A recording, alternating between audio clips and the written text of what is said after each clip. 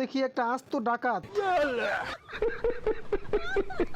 আর এইদিকে জমি নিয়ে রীতিমতো গোলাগুলি শুরু হয়ে গেছে।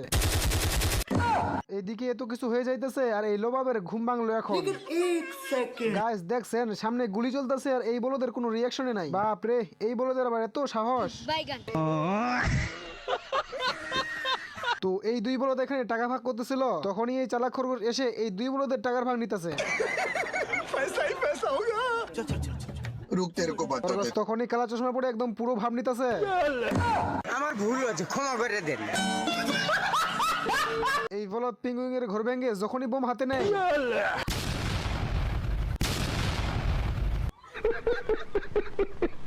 এত কিছু হওয়ার পরও এই বলদের শিক্ষা হয় নাই, এবার নামছে গোলা কামান নিয়ে। বলিস কি? তখনই একটা গোলা এসে এই বলদের কামানে আটকে যায়। এই বলদের যখনই খুলতে গেছে, এই, बाहर निकाल, जल्दी बाहर आ। रुक तेरे को बताते साले को बम से उड़ा दूंगा।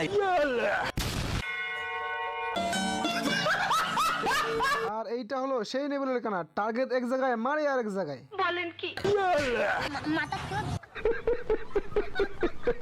তখনই বলদের চোখে চশমা লাগিয়ে দেয় যেন এই বলদে ভালোভাবে কাজটা করতে পারে।